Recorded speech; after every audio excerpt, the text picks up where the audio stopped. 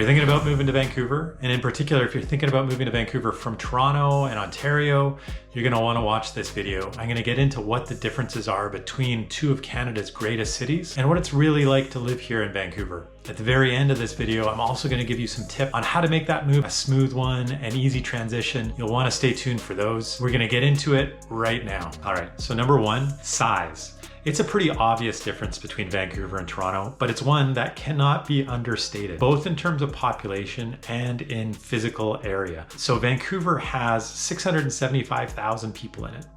Doesn't sound like a lot, especially when you're thinking Vancouver's the third largest city in Canada. Now, I'm just talking about the city of Vancouver. Greater Vancouver has considerably more people, but in comparison, the city of Toronto has 3 million people. So obviously, vastly different population sizes. And honestly, I think a lot of the differences that we're going to be talking about between our two cities can really be attributed to the difference in population and area. Speaking of area, that's the other big difference, that the city of Vancouver has just 110 square kilometers. It's tiny, 10 by 10 kilometers. You can cross that city. I mean, in rush hour, maybe it takes a little bit longer, but from one side of the city to the other, you can cross, in 20 minutes of driving, and maybe it takes you an hour and a half in walking, or 2 hours to walk from one side of the city to the other, where the city of Toronto is 630 square kilometers, more than 5 times the size, almost 6 times the land mass of the city of Vancouver. And again, so many of the differences that we're going to be talking about can be attributed to these two core basic principles in the difference between the two cities. The next big difference we're going to talk about is housing. Now let's start with rents. Rents are actually fairly consistently even between the two cities.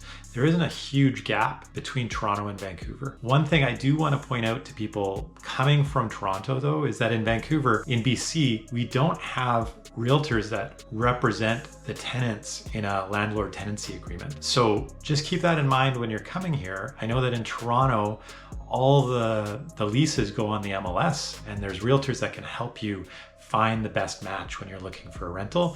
That does not happen in BC or in Vancouver. There are no realtors who specialize that, and you're basically on your own. Something to be aware of if you're moving here from Toronto. Now, in terms of the cost of purchasing, Vancouver and Toronto are the two most expensive cities in Canada, but I would say Vancouver is higher than what you will find in Toronto.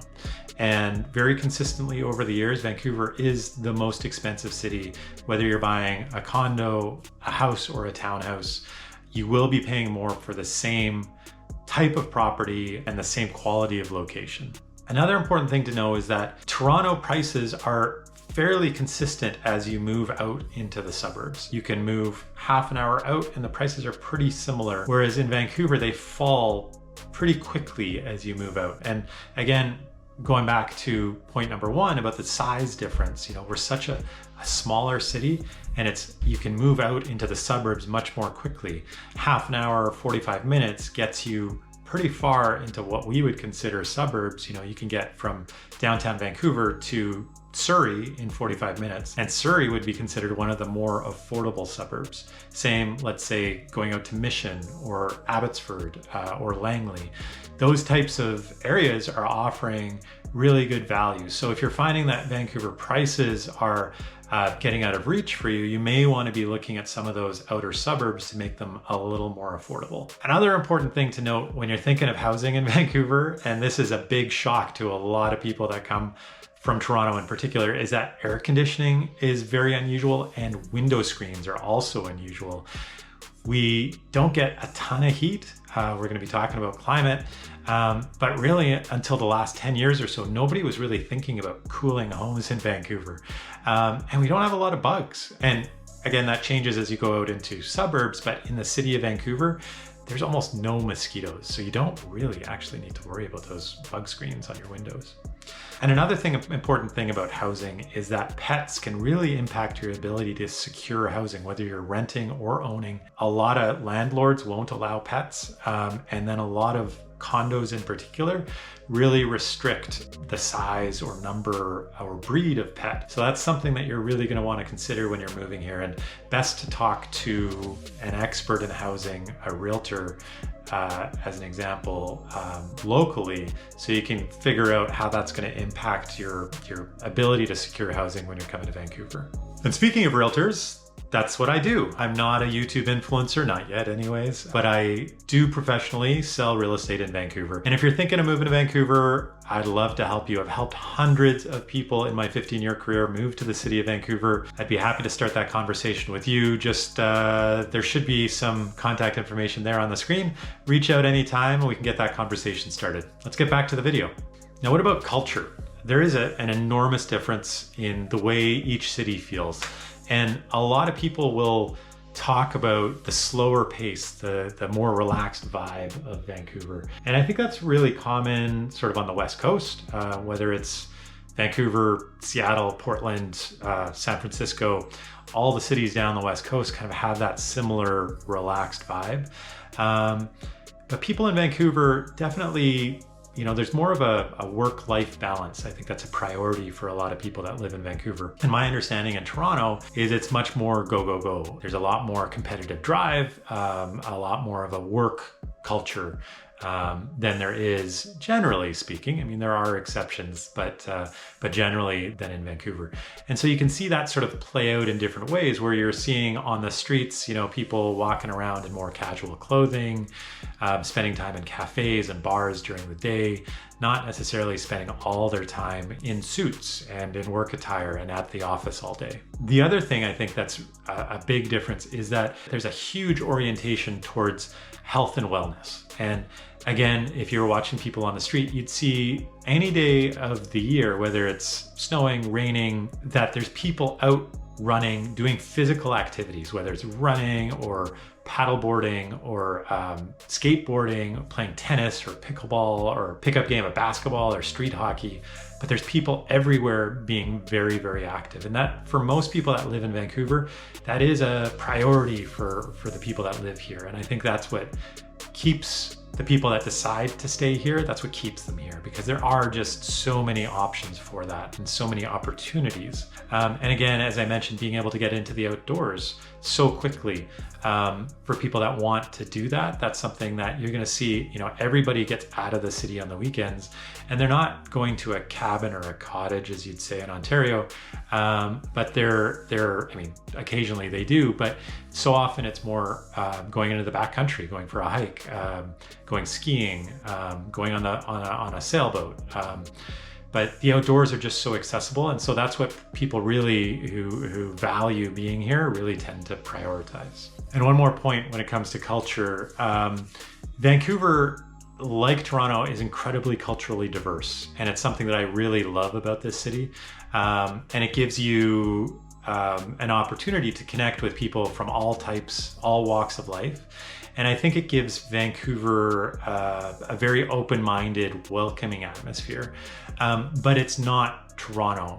Toronto is, being a much bigger city, being the primary destination for immigrants in Canada, attracts people from further afield than Vancouver does. So I would say we have a smaller Latin community and a smaller African community than you will find in Toronto, and probably larger Asian oriented than you will find in Toronto. But again, very diverse, just with some specific orientation to it. Now we're going to talk about climate, and I'm sure you've heard about the rain in Vancouver. I can't deny it. It absolutely rains, and we get a lot of rain and a lot of darkness in the winter months. But one interesting thing that I feel people don't address that often is it's not actually a super heavy rainfall. It goes from misting to a medium rain. And most Vancouverites, like, I don't actually own an umbrella. I think there's a broken one under my car seat somewhere. If I cleaned out my car, I would probably find one. But most Vancouverites never use them. Most of us just use a rain jacket, and you put the rain jacket on, and because it's not a super heavy rainfall, you can survive. You get a little moist occasionally, but that's really all you need. It's not a torrential tropical downpour, which you can find in other parts of the world, and I'm sure all of us have experienced elsewhere. And our climate is really moderate. It doesn't get super hot in the summer, and it doesn't get super cold in the winter. At its hottest, kind of around 25 degrees is pretty typical in summer months. It does get hotter. I think we had a heat dome incident, whether it was last year, a couple of years ago, where temperatures got into the 40s. I think it was 43 degrees, which was insane for Vancouver. And again, when you don't have any air conditioning, that can get pretty intense when it's still, 32 degrees in the middle of the night. But that was the first time in my entire life that ever happened. More commonly is like an extreme for about a week where it gets into the 30s, but most of the time it's really in the mid-20s. It's very sunny in the summer months, so really from mid-June to mid-September, it doesn't rain, tons of sun, very warm, beautiful, perfect weather, not too hot. And then the winter months, it hovers around 0. It gets down to -5 maybe for a couple weeks. In my lifetime, I think I can think of a couple times where it got down towards -15. We get a couple bouts of snow that last for a couple days, and it's usually just a couple centimeters, 5 centimeters maybe. And again, at the extreme, a couple times in my life, I feel like it's snowed around 30 centimeters in a day period. But that's like the entire city shuts down. We have, the one snow plow can't get out. And it's kind of fun to have the snow day in Vancouver when that happens. But incredibly, incredibly rare. So I think most people that come here enjoy that difference. They like the moderation in weather, not the extremes that you're going to find in other parts of Canada. Now, another point on climate is the quality of air and the quality of water. And I don't feel that that's addressed often enough. I mean, so many parts of Canada are crisp and clean, but especially when you're comparing it to a big city like Toronto, I think people come to Vancouver and they get off the plane and you can feel the cleanliness in the air. I said this in another video, but it reminds me a bit of when you're not to the extreme, but when you go to Hawaii and they first open the airplane door, if you've ever done that, and the bouquet of flowers, the only place I've ever experienced that really is landing in Hawaii. And it's a similar thing when you're landing in Vancouver. They open that plane door and you can just feel the crisp, clean mountain air. And it's pristine. There are exceptions. The last couple of years, we've had some bad forest fires where our super clean air becomes some of the worst in the world. But that's a very specific occasion. But generally, our air is incredibly clean. And same thing with water. It's the thing that I enjoy most after traveling is coming back, turning on the tap and drinking that pure Vancouver water. Comes down from the mountain reservoirs. So it's groundwater, it's meltwater from glaciers, and it's not well water. It's not really heavy water. And so I love that water, and I cannot drink. It's way better than the bottled water that you can buy. I don't understand anybody who buys bottled water in Vancouver. Hey, real quick, if you're enjoying this video, give me a thumbs up. And if you love this kind of information about Vancouver, I put videos out like this every week. Hit that subscribe button and you'll be seeing a lot more of me. All right, let's get back to the video. Transportation. I think one of the things, Vancouver is really easy to get around. We don't have a really significant highway system. It's one of the things that makes actually Vancouver really unique. We have these neighborhoods that have survived because they didn't build sort of what every other North American city was building in the 60s and 70s, the ring road and the network of highways. And so these old neighborhoods survived, and that's something that I personally love, but it does make getting from one side of the city in such a small city a bit challenging because you're essentially going down regular streets.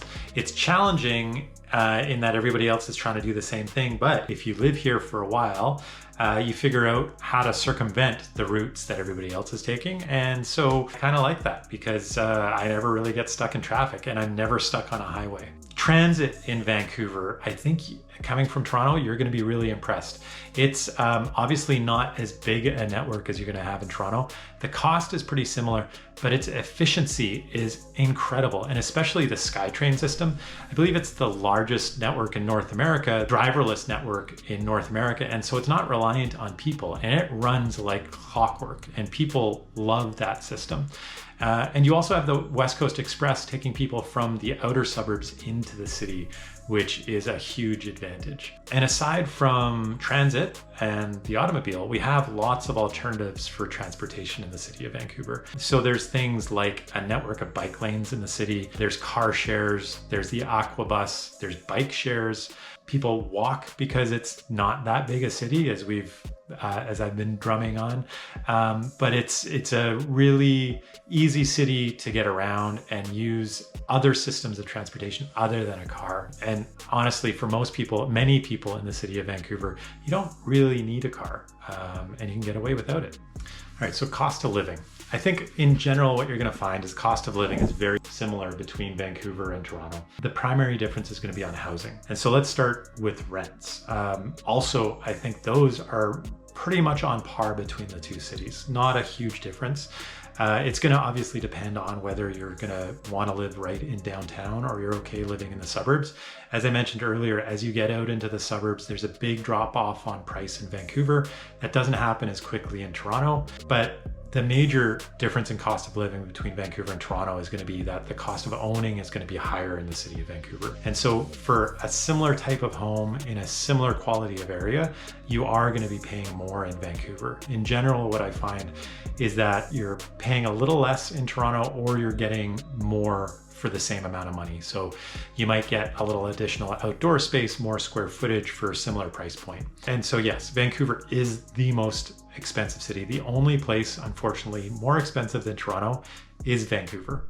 And finally, I just want to give you some tips on moving to Vancouver. First of all, I think you really want to consider moving without your furniture. It really depends on how valuable that furniture is to you, whether it's your great-grandmother's, whether you spent $20,000 on it, but it's very, very expensive to move heavy things from Toronto to Vancouver. And currently I hear, and it depends on how much you have, how heavy it is, but you can be paying $4,000, $5,000, $6,000 to move like 1 to 2 bedrooms from Toronto to Vancouver. And most of our furniture isn't that expensive. Furniture has become cheaper and cheaper, especially sort of IKEA quality type stuff or stuff you might buy on Wayfair.